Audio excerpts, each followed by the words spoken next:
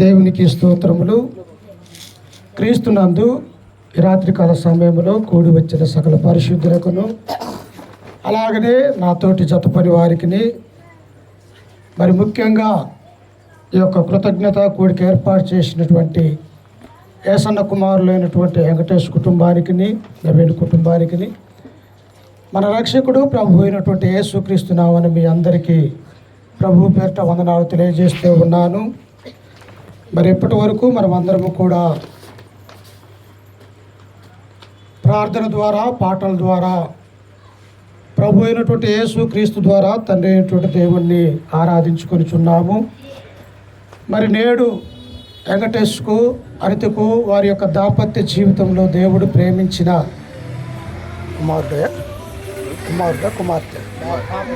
కుమార్తె విషయమై పుట్టినరోజు జరుపుకుంటుండగా మరి తండ్రి అయినటువంటి దేవునికి స్వార్థికుల్ని, సంఘముని పిలిపించుకొని ఈ రీతిగా దేవుని మహింపరుస్తూ ఉన్నారు.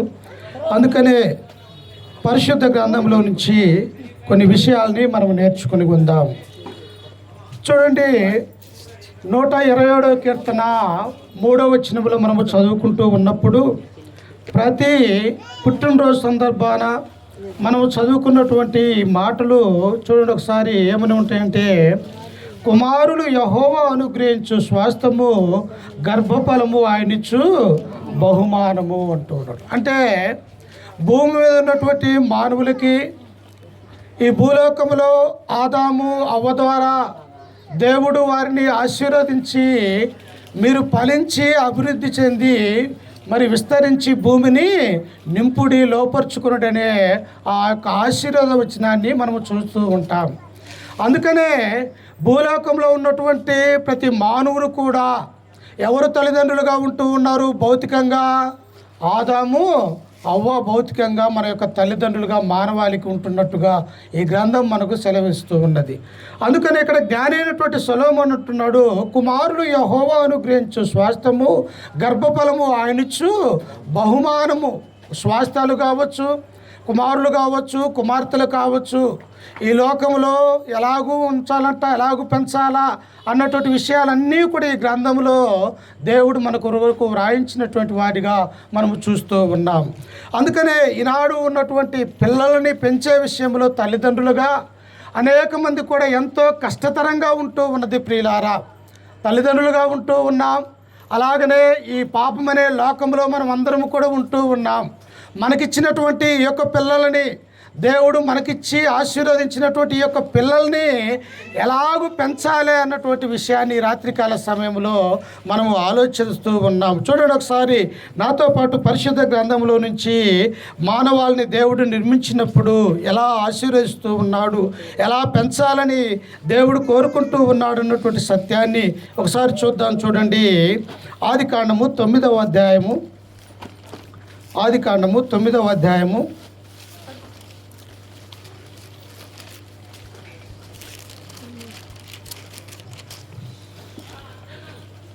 1-2 వచనాలు చదువుకుందాం. చూడండి ఒకసారి. మరియు దేవుడు నోవాహును అతని కుమారులను ఆశీర్వదించి మీరు ఫలించి అభివృద్ధి పొంది భూమిని నింపుడి. ఏమంటూ ఉన్నాడంట? లోకమంతయు కూడా జలప్రలయం ద్వారా కొట్టుకొని పోయి ఉంటూ ఉన్నది. ప్రియులారా, లోకమంతయు కూడా పాపముతో నిండి ఉంటూ ఉన్నప్పుడు ఈ యొక్క భూలోకంలో ఉన్నటువంటి సమస్త మానవాళిని వీళ్ళు దుర్మార్గంగా ఈ లోకంలో జీవిస్తూ ఉన్నారు.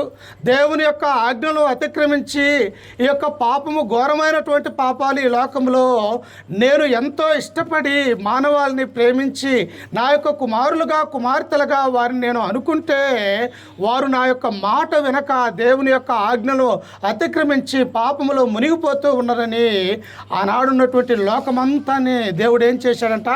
జలప్రలయం ద్వారా చంపివేసినట్టుగా మనము చూస్తూ ఉన్నాం.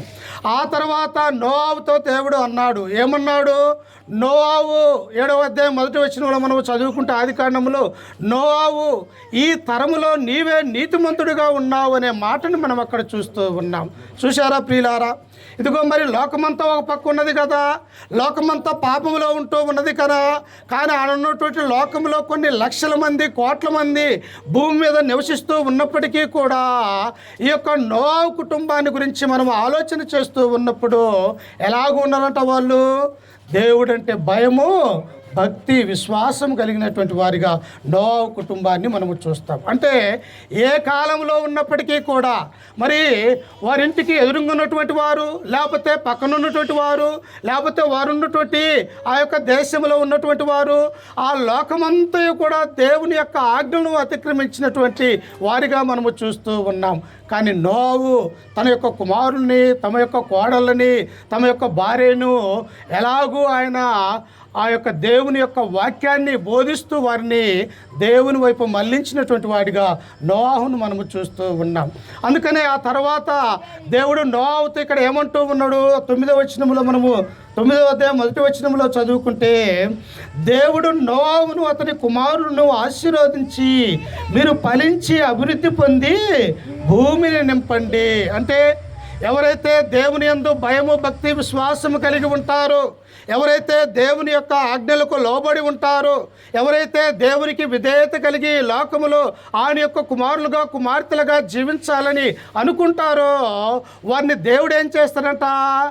వారిని ఆశీర్వదించేవాడిగా ఉంటూ ఉన్నాడు. ప్రియులారా, ఒకవేళ అలాగ జీవించక ఈ లోకంలో దుర్మార్గులుగా, దేవుణ్ణి ఎరగనటువంటి వారిగా, లేకపోతే అనేకమైనటువంటి లోక సంబంధమైనటువంటి ఆ యొక్క వ్యాపారంలో మనం ఉన్నట్టయితే దేవుడు మనల్ని ఒకవేళ భౌతికంగా మనము దీవించబడవచ్చు, కానీ ఆత్మ సంబంధంగా మనము దీవించబడలేము, ఆయన యొక్క రాజ్యాన్ని మనము చేరలేము అన్నటువంటి సత్యాన్ని ఇక్కడ మనము చూస్తూ ఉన్నాం.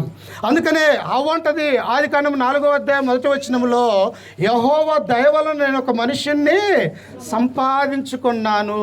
అంటే ఎవరి దయ ఉన్నది? అవ్వ మీద, ఆదాము మీద. భూమిని, ఆకాశాన్ని, సమస్త మానవాళిని నిర్మించినటువంటి సృష్టికర్త అయినటువంటి యెహోవా దయ నా మీద ఉన్నది కనుక నా యొక్క గర్భాన ఈ యొక్క సంతానాన్ని, మొదటి కుమారుడు అయినటువంటి ఈ కయ్యూనుని దేవుడు నాకు అనుగ్రహించినాడు. అందును బట్టి అవ్వ ఏం చేస్తూ ఉన్నదంటే తండ్రి అయినటువంటి దేవునికి కృతజ్ఞతాపూర్వకంగా ఆ యొక్క దేవునికి స్తుతించి ఆ యొక్క కృతజ్ఞతలు చెల్లిస్తున్నటువంటి వారి దానిగా ఆ యొక్క హవ్వను మనము చూస్తూ ఉన్నాం. అందుకే ప్రియులారా, మనము ఎలా పెరగాల ఈ లోకంలో, ఎలా మనము జీవించాలా తల్లిదండ్రులుగా, మనకున్నటువంటి ఈ పిల్లల్ని ఎలాగూ పెంచితే దేవుడు సంతోషిస్తాడు, ఆనందిస్తాడు, లేకపోతే మన యొక్క కుటుంబాన్ని దీవిస్తాడు అన్నటువంటి విషయాలన్నీ కూడా ఈ గ్రంథంలో దేవుడు పరిశుద్ధాత్మ ద్వారా మనకు లిఖించిన వాడిగా మనము చూస్తాం. అలాగనే ఈ గ్రంథంలో ఇంకా ఏమున్నాయి? దుర్మార్గులైనటువంటి పిల్లలు తల్లిదండ్రుల యొక్క మాటలు వినక ఎలా పతనమైపోయారు అన్నటువంటి విషయాన్ని కూడా మనము చూస్తాం. అది ఆడపిల్లలు కావచ్చు, మగ పిల్లలు కావచ్చు, దేవుని దృష్టిలో ఇద్దరూ కూడా ఒక్కటే అన్నటువంటి విషయాన్ని కూడా మనము జ్ఞాపకము చేసుకోవాలా ప్రియులారా. అందుకని ఒకసారి చూడండి, కీర్తనలో 139వ కీర్తన మనం ఒకసారి చదువుకుందాం. చూడండి, దేని విషయమై తల్లిదండ్రులుగా ఉన్నటువంటి మనము దేవునికి కృతజ్ఞతలు చెల్లించాలా?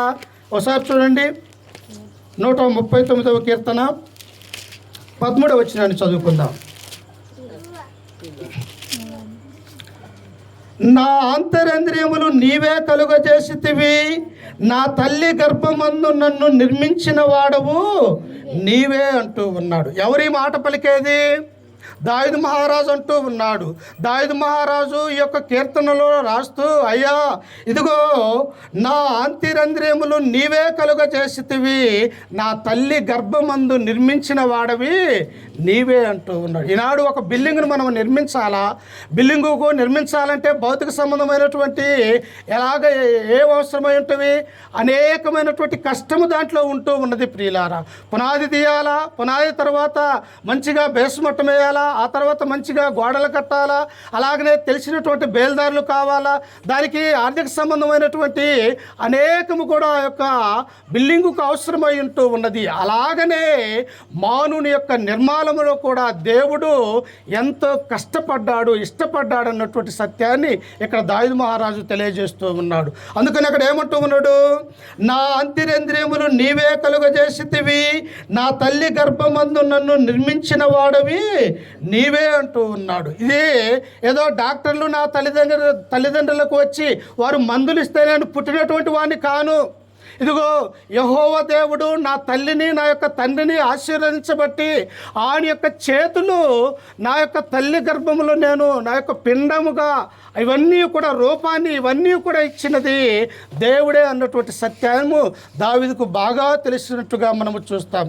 ఈనాడు మనమైతే ఏమంటాము, మనమైతే మనకిచ్చినటువంటి పిల్లల విషయంలో దేవునికి కృతజ్ఞతలు చెల్లించలేనటువంటి వారిగా ఉంటూ ఉన్నాం. అందుకనే కొలస్సీలకు రాసినటువంటి పత్రిక 3వ అధ్యాయము 17వ వచనంలో ఏమంటాడు, మాట చేతనే కానీ క్రియ చేతనే కానీ మీరేమి చేసినను ప్రభు అయినటువంటి యేసు క్రీస్తు ద్వారా తండ్రి అయినటువంటి దేవునికి కృతజ్ఞతలు చెల్లించాలంట.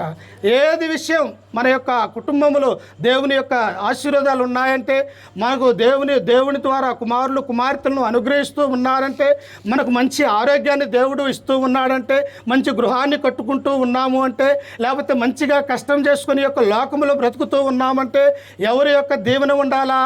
తండ్రి అయినటువంటి దేవుని యొక్క దీవెన మన మీద ఉండాల ప్రియులారా. ఉండటమే కాదు, మనం ఎల్లప్పుడూ కూడా ఏం చేయాలా? దేవునికి కృతజ్ఞతలు చెల్లించాలా. అయ్యా, నాకు మంచి కుమార్తెలను అనుగ్రహించినావు, మంచి కుమారులను అనుగ్రహించినావు, వారిని దేవుల్లో పెంచే గొప్ప జ్ఞానాన్ని నాకు నా యొక్క భార్యకి ఇవ్వమని చెప్పేసి మనం ఎల్లప్పుడూ కూడా దేవునికి కృతజ్ఞతలు చెల్లించే వారిగా ఉండాలని ఈ గ్రంథం మనకు సెలవిస్తూ ఉన్నది. కృతజ్ఞత లేకపోతే ఏమైపోతామమ్మా? కృతజ్ఞత లేనటువంటి వారు నావాడు కాదు అని గ్రంథం మనకు సెలవిస్తూ ఉంది. ఈనాడు చేసినటువంటి మేళ్ళు దేవుడు మన యొక్క జీవితంలో మన యొక్క కుటుంబంలో అనేకం ఉన్నప్పటికీ కూడా కృతజ్ఞత లేని జీవితాన్ని జీవిస్తున్నట్టుగా మనము చూస్తూ ఉన్నాం. కృతజ్ఞత కలిగి ఉండాలంటే ఎలా ఉండాలా? మనకు దేవుడంటే భయం కలిగి ఉన్నప్పుడు, భక్తి కలిగి ఉన్నప్పుడు, దేవుడంటే విశ్వాసం కలిగి ప్రతి ఆదివారమున ప్రభు దినాన దేవుని యొక్క మందిరానికి వెళ్ళి క్రీస్తు యొక్క శరీరాన్ని ఆయన యొక్క రక్తాన్ని మనము తిని త్రాగుచు ఆయన యొక్క మరణ సమాధి పునరుత్థానాన్ని మనము జ్ఞాపకము చేసుకున్నప్పుడు మన హృదయంలో కృతజ్ఞత అనే భావం అనేది కలుగుతూ ఉంటూ ఉన్నది ప్రియులారా. అందుకని ఇక్కడ దావీదు అంటాడు, కింద వచనంలో చదువుకుంటే చూడండి, నీవు నన్ను కలుగజేసిన విధము చూడగా భయమును ఆశ్చర్యమును నాకు పుట్టుచున్నవి, అందును బట్టి నేను నీకు కృతజ్ఞతాస్తుతులు చెల్లించుచున్నాను. ఎలాగయ్యా? నా తల్లి గర్భములో నన్ను ఎలాగ నిర్మాణము చేశావు, నాకున్నటువంటి యొక్క రూపము, ఈ యొక్క కాళ్ళు చేతులు, నాలో ఉన్నటువంటి యొక్క అవయవాలు, నాలో ఉన్నటువంటి నీ యొక్క ఆత్మ జీవము యొక్క ప్రాణము, ఇవన్నీ ఎలాగూ నా తల్లి గర్భములో నుంచి నేను ఈ లోకంలోనికి ఎలాగూ నన్ను తీసుకుని వచ్చావు. అందుకని ఇక్కడ అంటూ ఉన్నాడు, నీవు నన్ను కలుగజేసిన విధము చూడగా భయమును ఆశ్చర్యమును నాకు పుట్టుచున్నవి. ప్రియులారా, చూసారా? దేవుడు మనల్ని నిర్మించటానికి, దేవుడు మనల్ని ఈ లోకంలోనికి తీసుకుని రావటానికి దేవుడు ఎంత కష్టపడుతూ ఉన్నాడు, ఎంత ప్రేమిస్తూ ఉన్నాడు అన్నటువంటి సత్యాన్ని ఇక్కడ మనము చూస్తాం. అందుకని యోహాను సువార్త 3వ అధ్యాయము 16వ వచనంలో ఏముంటుంది? దేవుడు లోకమును ఎంతో ప్రేమించెను అంటూ ఉన్నాడు. ఎంతో ప్రేమించాడు. ఎంత ప్రేమించాడో తెలుసా? పాపములో ఉన్నటువంటి మన కొరకు, దేవుని నుండి దూరం అయిపోయి అన్యులుగా ఈ లోకములో బ్రతుకుచున్నటువంటి మన కొరకు, దేవుడు లేనటువంటి వారిగా ఎటు పడితే అటు నడిపించబడుతున్నటువంటి మన కొరకు తన ఒక్కగానొక్క కుమారుడు అయినటువంటి యేసుక్రీస్తు వారిని ఈ లోకానికి బలియాగముగా పంపించినటువంటి వాడిగా తండ్రి యొక్క ప్రేమను మనము చూస్తూ ఉన్నాం. ఎవరన్నా మనం ఇది జ్ఞాపకం చేసుకుంటూ ఉన్నామా? నేను చేసినటువంటి ఈ యొక్క పాపముల నిమిత్తమై, నేను చేసిన ఈ అపరాధముల నిమిత్తమై నన్ను నీతిమంతుడిగా, పరిశుద్ధుడిగా, తండ్రికి కుమారులుగా, కుమార్తెలుగా చేయాలంటే తన యొక్క కుమారుడైనటువంటి క్రీస్తు ప్రభువాని యొక్క పాపం అనే లోకంలోనికి ఆయన పంపించి ఉన్నాడు. అంటే ఆయన తన యొక్క ప్రాణాన్ని మన కొరకు పెట్టినటువంటి వారిగా యేసు క్రీస్తును మనము చూడగలుగుతూ ఉన్నాం ప్రియులారా.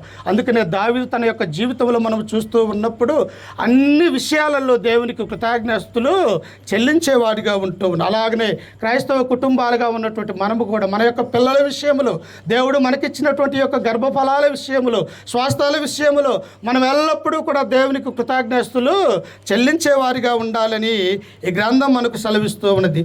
అందుకనే ఒకసారి చూడండి, ద్వితీయోపదేశకాండము 32వ అధ్యాయము 6వ వచనాన్ని ఒకసారి చదువుకుందాం. చూడండి, ఈనాడు పిల్లల్ని ఎవరిస్తూ ఉన్నారు? కొంతమంది అంటూ ఉన్నారు, మేము ఇదిగో ఫలాని వారి పాస్టర్ కాడికి పోతే మాకు మగపిల్లల్ని ఇస్తూ ఉన్నారు, ఆడపిల్లల్ని ఇస్తూ ఉన్నారు, లేకపోతే మాకున్నటువంటి యొక్క కుటుంబంలో ఉన్నటువంటి అనేక సమస్యలు తొలగిపోతూ ఉన్నాయి, ఆ పాస్టర్ గారి దగ్గరికి వెళ్తే మేము బాగుపడ్డామన్నటువంటి ఆలోచనలు కలిగిన క్రైస్తవులుగా ఉన్నటువంటి వారిగా మనము చూస్తూ ఉన్నాం. కాదు, ఎవరిస్తూ ఉన్నారో చూడండి ఒకసారి. ద్వితీయోపదేశకాండము 32వ అధ్యాయం 6వ వచనాన్ని మనము చదువుకుంటే, బుద్ధి లేని అవివేక జనమా, ఇట్లు యెహోవాకు ప్రతికారము చేయుదువా, ఆయన నిన్ను సృష్టించిన తండ్రి కాడా. మరి నువ్వేంటి వేరే వారి పేర్లు చెప్పుకొని బ్రతుకుతూ ఉన్నావు? మనమేంటి వేరే వాళ్ళ పేర్లు చెప్పుకొని వీళ్ళ ద్వారా మాకు సంతానం కలిగిందని మన యొక్క ఆలోచనలు ఉన్నాయి. అందుకనే ఇట్టి ఆలోచనలు కలిగినటువంటి ఇశ్రాయేలు యొక్క జనాంగానికి ప్రవక్త అయినటువంటి మోషే ద్వారా దేవుడు సెలవిస్తున్నటువంటి ఈ మాటలు ఎలా ఉన్నాయో ఒకసారి మరలా చదువుకుందాం చూడండి. బుద్ధి లేని అవివేక జనమా, 32వ అధ్యాయం 6వ వచనము. బుద్ధి లేని అవివేక జనమా, ఇట్లు యెహోవాకు ప్రతీకారము చేయుదురా. ఎందుకు అనుకుంటూ ఉన్నాం ఇలాగా? దేవుడు నా గర్భాన్ని ఇస్తూ ఉన్నాడు, దేవుడు నాకు సంతానాన్ని అనుగ్రహిస్తూ ఉన్నాడు, సంతానం ఇచ్చేది దేవుడు అన్నటువంటి సత్యాన్ని నేడున్నటువంటి క్రైస్తవులు తెలుసుకోలేకపోతూ ఉన్నారు. సమూయేలు గ్రంథం 1వ గ్రంథం 1వ అధ్యాయం 6వ వచనంలో మనం చదువుకుంటే, హన్నాకు దేవుడు ఏం చేశాడు? సంతు లేకుండా చేసిను అనే మాటను మనం అక్కడ చూస్తాం. అంటే ఆయన గర్భాన్ని ముయ్యగలడు, అలాగనే గర్భాన్ని తెరవగలడు అన్నటువంటి సత్యాన్ని మనం మర్చిపోతూ ఉన్నాం. అందుకని ఇక్కడ ఇశ్రాయేలుతో ఆ యొక్క దేవుడు మోషే ద్వారా సెలవిస్తూ ఉన్నాడు, బుద్ధి లేని అవివేక జనమా. ఎవరు అవివేకులు? జ్ఞానము లేనటువంటి వారు, దేవుని యొక్క వాక్యము తెలియనటువంటి వారు, దేవుని యొక్క చిత్తము సంకల్పము తెలియనటువంటి వారు ఏమంటూ ఉన్నారంట? బుద్ధి లేని అవివేకమైనటువంటి జనముగా ఉంటూ ఉన్నారు. అందుకే మనము జ్ఞానం ఉంటే ఆ జ్ఞానం ఎలా వస్తుంది? దేవుని యొక్క వాక్యాన్ని చదువుతూ ఉన్నప్పుడు, దేవుని యొక్క సంకల్పాన్ని మనం ఆలోచిస్తూ ఉన్నప్పుడు, నిజమైనటువంటి సత్య సంబంధమైనటువంటి సువార్థికులు దేవుని యొక్క వాక్యాన్ని బోధిస్తూ ఉన్నప్పుడు నీ హృదయం అనేది తెరవబడుతుంది అన్నటువంటి సత్యాన్ని మనం గ్రహించాల ప్రియులారా. అందుకని ఇక్కడ దేవుడు ఏమంటూ ఉన్నాడు? బుద్ధి లేని అవివేక జనమా, ఇట్లు యెహోవాకు ప్రతికారము చేయుదువా, ఆయన నిన్ను సృష్టించిన తండ్రి కాడా, ఆయనే నిన్ను పుట్టించి స్థాపించెను. వెంకటేశ్కు అనితకు కుమారుడు కుమార్తెను ఎవరిచ్చారు? దేవుడిచ్చాడు. దేవుడు ప్రేమించాడు ఆ కుటుంబాన్ని, దేవుడు ఆశీర్వదించాడు. తన యొక్క కుమారులుగా కుమార్తెలుగా ఈ లోకంలో ఆ కుటుంబాన్ని బహుగా విస్తరించాలని ఆశీర్వదించాలని దేవుడు సంకల్పించాడు. కనుకనే ఈ కుటుంబాన్ని దేవుడు ఈ విధంగా చేస్తూ ఉన్నాడు. అలాగనే మన యొక్క జీవితంలో కూడా దేవుడు మనకు పిల్లల్ని, కుమారులు కుమార్తెలను ఇస్తూ ఉన్నాడు. అంటే దేవుడు మన మీద చూపించినటువంటి ఉచితమైనటువంటి కృప అన్నటువంటి సత్యాన్ని మనం జ్ఞాపకం చేసుకోవాలి ప్రియులారా. అందుకనే ఇంకా ఆయన ఏమంటూ ఉన్నాడు ఒకసారి చూడండి. అదే ద్వితీయోపదేశకాండము 1వ అధ్యాయము 31వ వచనాన్ని ఒకసారి చదువుకుందాం చూడండి. ద్వితీయోపదేశకాండము 1వ అధ్యాయం 31వ వచనము. ఐగుప్తులోను అరణ్యములోను మీ కొరకు చేసినట్టు మీ పక్షముగా యుద్ధము చేయును. మీరు ఈ చోటికి చేరు వరకు మీరు వచ్చిన మార్గం అంతటిలోనూ మనుష్యుడు తన కుమారుణ్ణి ఎత్తుకొనున్నట్లు మీ దేవుడైన యెహోవా మిమ్మును ఎత్తుకొని వచ్చిన సంగతి మీరెరుగుదురని మీతో చెప్పితిని. నేను ఎలాగ చూశానో తెలుసా? ఎక్కడో ఐగుప్తు దేశంలో బానిసత్వంలో ఉన్నటువంటి నీవు, బానిసత్వంలో 430 సంవత్సరాలు మగ్గిపోతున్నటువంటి నీవు, ఇటుకల పనిలో మట్టి పనిలో ఆ ఫరోరాజు నీ మీద భారమైనటువంటి పనులు పెట్టినప్పుడు నీ మూలుగులు నేను విన్నానన్నటువంటి మాటని యెహోవా ఇక్కడ అంటూ ఉన్నాడు. నిజంగా మన యొక్క బాధలు, మన యొక్క శ్రమలు, మన యొక్క వేదనలు ఎవరు చూస్తారంట? ఆ పరలోకమందు ఉన్నటువంటి తండ్రి మనల్ని చూసేవాడిగా ఉంటూ ఉన్నాడు. అందుకని ఇక్కడ మోసే అంటూ ఉన్నారు, ఎలా చూస్తూ ఉన్నాడంట ఆయన? అందుకంటుండే చూడండి, మీరు ఈ చోటికి చేరు వరకు మీరు వచ్చిన మార్గం అంతటిలో మనుష్యుడు తన కుమారుణ్ణి ఎత్తుకొనున్నట్లు. మనకు పుట్టినటువంటి కుమారులు కుమార్తెలు ఏం చేస్తామమ్మా? పుట్టినమ్మితే 1 గంట కూడా మనము ఓపికగా ఉండలేము. ఎలా ఉన్నాడు, ఏ రూపంతో ఉన్నాడు, ఆరోగ్యంగా ఉన్నాడా, నా యొక్క భార్య ఎలా ఉన్నది, నాకు దేవుడిచ్చినటువంటి కుమార్తె కానీ కుమారుడు కానీ ఎలా ఉన్నాడని పుట్టిన వెంటనే వెళ్ళి ఎంతో ఆతృతగా ఆశగా మనము అక్కడికి వెళ్ళేవారిగా ఉంటూ ఉన్నాం.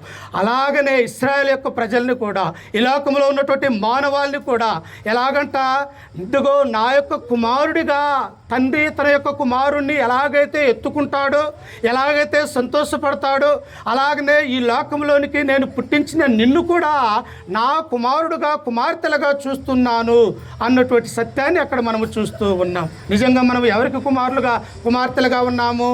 దేవునికి కుమారులుగా కుమార్తెలుగా మనము ఉన్నాము అన్నటువంటి విషయాన్ని కూడా మనము జ్ఞాపకం చేసుకోవాలి ప్రియులారా.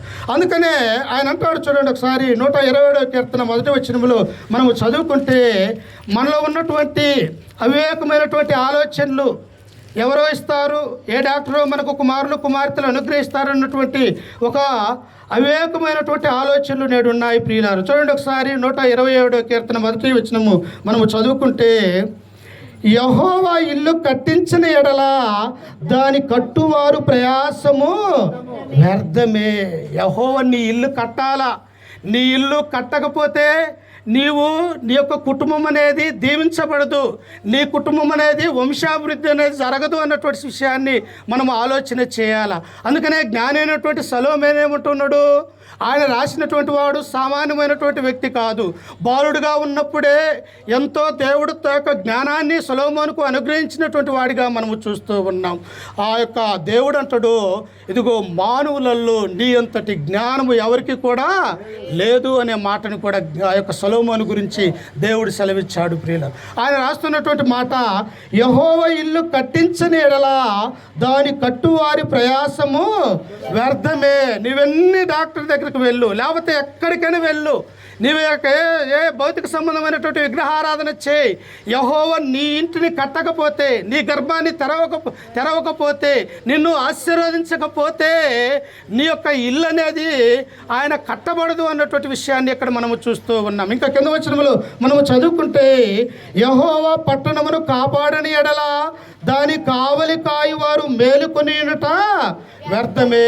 ఆయన పట్టణాన్ని కాపాడాలన్నా, నీ కుటుంబాన్ని దీవించాలన్నా, నీకు సంతానాన్ని అనుగ్రహించాలన్నా కానీ ఎవరి యొక్క దీవెనలు ఉండాలంట?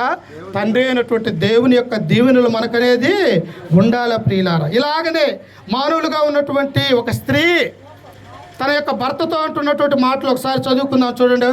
ఆదికాండము 30వ అధ్యాయము, ఆదికాండము 30వ అధ్యాయము మొదటి వచనాన్ని చదువుకుందాం.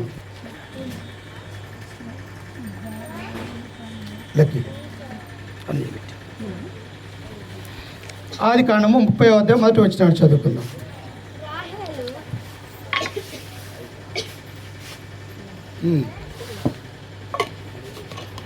రాహేలు తాను యాకోబుకు పిల్లలు కనుకపోవట చూసి తన అక్కయందు అసూయపడి యాకోబుతో, నాకు గర్భఫలము నిమ్ము, లేని పక్షమందు నేను చచ్చెదను. చూశారా ప్రియులారా? ఎవరైనా యాకోబు ఇశ్రాయేలీయుడు పిలువబడుతున్నటువంటి వాడిగా ఉంటూ ఉన్నాడు, 12 గోత్రాలకి కర్తగా ఉంటూ ఉన్నాడు. ఇటు యాకోబు తన యొక్క భార్య రాహేల్ అంటూ ఉన్నది, ఇదిగో నా అక్క అయినటువంటి లేయాకు సంతానము కలిగినది, నా అక్క ఆశీర్వదించబడినది, ఇదిగో నా అక్కకి ఇచ్చినటువంటి యొక్క సంతానాన్ని నాకు కూడా ఇవ్వు అని చెప్పేసి ఎవరితో అంటూ ఉన్నది? తన యొక్క భర్త అయినటువంటి యాకోబుతో యొక్క రాహేలు మాట్లాడుతూ ఉన్నది ప్రియులారా. అమ్మ, సంతానం లేకపోతే భార్య భర్తను అడిగితే భర్త ఇవ్వగలడా అమ్మా?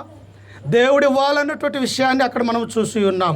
ఇక్కడ కూడా రాహేలు ఏమంటూ ఉన్నది యాకోబుతో, నాకు సంతానాన్ని ఇవ్వు, లేకపోతే నేను చచ్చిపోతాను అని చెప్పేసి భర్తని బెదిరించే స్త్రీగా ఉంటూ ఉన్నది.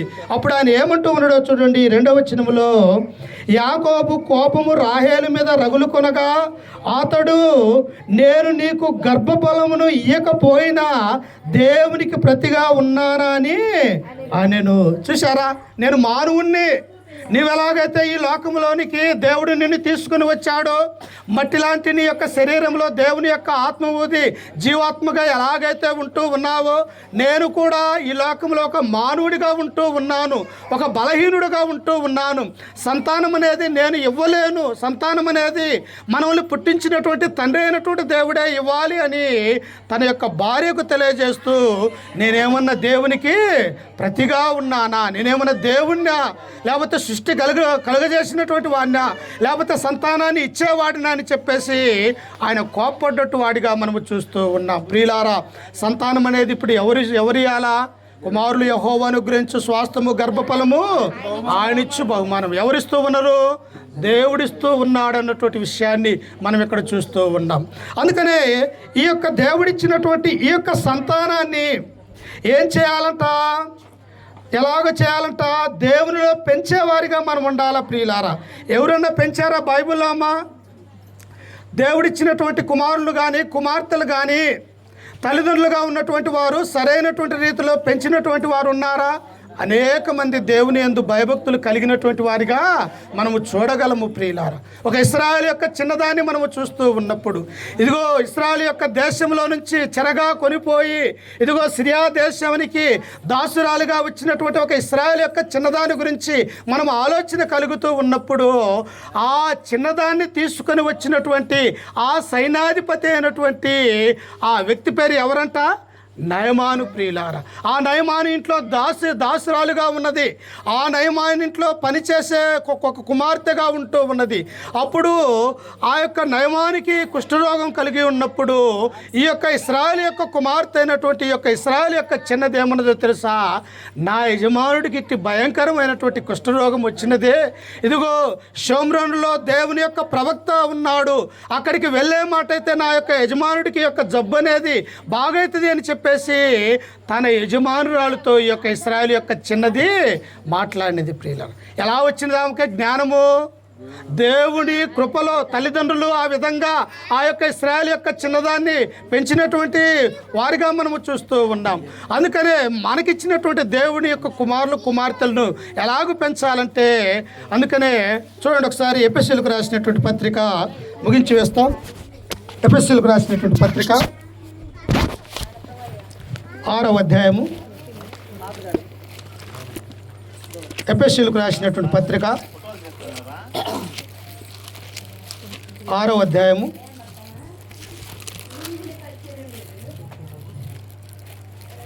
1వ వచనాన్ని చదువుకుందాం. చూడండి, పిల్లలారా ప్రభువునందు మీ తల్లిదండ్రులకు విధేయుడయుండుడి, ఇది ధర్మమే.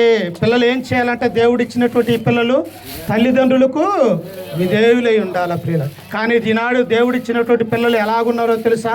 తల్లి మాట లెక్క చేయట్లే, తండ్రి మాట లెక్క చేయట్లేదు. పిల్లలు చిన్న పెద్ద తేడా లేకుండా, స్త్రీలను లేదు, అందరూ కూడా ఏ రకంగా అయిపోయారంటే పాపములు మగ్గిపోతున్నటువంటి వారిగా మనము చూస్తాం. కానీ దేవుని నమ్ముకున్నటువంటి బిడ్డలుగా ఎలా ఉండాలా? ఆ యొక్క ఇశ్రాయేలు యొక్క చిన్నది ఎలాగైతే దేవుని యందు భయము భక్తి విశ్వాసము కలిగి ఇదిగో ఆ యొక్క ఇశ్రాయేలు యొక్క దేశంలో నుంచి సిరియా దేశానికి ఆ దాసురాలుగా వచ్చినప్పటికీ కూడా తన యొక్క విశ్వాసాన్ని పోగొట్టుకోలేదు. ప్రియుల, ఎలా వచ్చినది ఆ విశ్వాసము? యెరూషలేములో తమ యొక్క తల్లిదండ్రులు నేర్పించి ఉండవచ్చు. యెరూషలేములో దేవుడు మోషే ద్వారా ఇచ్చినటువంటి ధర్మశాస్త్రాన్ని ఆ చిన్న బిడ్డ ఇని ఉండవచ్చు. అందువల్లనే తన యజమానుడి దగ్గర తెలియజేస్తూ ఉన్నాడు, ఇదిగో షోమ్రోనులో దేవుని యొక్క ప్రవక్త ఉన్నాడు, అక్కడికి వెళితే నా యజమానుడికి ఆ ప్రవక్త బాగు చేయగలడు అనేటువంటి ఒక గొప్ప సువార్తను ఆ చిన్నది తెలియజేసినట్టుగా మనం చూస్తాం. అందుకని పిల్లలు ఎలా ఉండాలంట? తల్లిదండ్రులకు విధేయులుగా ఉండాలి. తల్లిదండ్రులు చెప్పినటువంటి మాట వినాలి. ప్రియులారా, ఎందుకు నా తల్లి తండ్రి నాకు తెలియజేస్తూ ఉన్నారు, నేను మంచి మార్గంలో ఉండాలని కదా, మంచిగా చదువుకొని గొప్పవారిగా తయారయ్యాలి కదా, ఇదిగో నన్ను చదివించడానికి నా తల్లి నా యొక్క తండ్రి ఎంత కష్టపడుతూ ఉన్నారో అని చెప్పేసి పిల్లలుగా ఉన్నటువంటి ప్రతి ఒక్కరూ కూడా ఆలోచన కలిగి ఉండాలి ప్రియులు. ఒకవేళ అలాగ పెరగకపోతే తల్లిదండ్రులకు దుఃఖం తెచ్చే కుమార్తెగా కుమారులుగా ఉన్నట్టయితే ఈ లోకంలో పాలాని వాని కుమారుడు కుమార్తె భ్రష్టులైపోయారు, తాగుబోతులయ్యారు, తిరుగుబోతులయ్యారు, అలాగనే వ్యభిచారులయ్యారు, అలాగనే అనేక విషయాలలో తప్పిపోయారని చెప్పేసి తల్లిదండ్రులకు ఒక నింద వస్తూ ఉంటున్నది ప్రియులారా. అందుకని ఇక్కడ ఏమంటూ ఉన్నాడంట, తండ్రుల పిల్లలారా ప్రభువునందు మీ తల్లిదండ్రులకు విధేయులై ఉండుడి, ఇది ధర్మమే, నీకు మేలు కలుగునట్లు నీ తండ్రిని తల్లిని సన్మానింపుము, అప్పుడు నీవు భూమి మీద దీర్ఘాయుష్మంతుడు అవుతావు. ఏం చేయాలంట పిల్లలు? తల్లిదండ్రులను సన్మానించాలి. ఇదిగో నా తల్లి మంచిది, నా తండ్రి మంచిది, నా తల్లిదండ్రులు మంచివారు కాబట్టే నన్ను గొప్ప గొప్ప చదువులు చదివిస్తూ ఉన్నారు, నన్ను ప్రేమగా చూసుకుంటూ ఉన్నారు, వారు దేవుని యొక్క మందిరానికి వెళ్తూ ఉన్నారు, మమ్మల్ని కూడా దేవుని యొక్క సన్నిధానానికి తీసుకువెళ్తూ మాకు సరైనటువంటి బాట వేసినారని తల్లిదండ్రుల గురించి పిల్లలు ఏం చెప్పాలంట?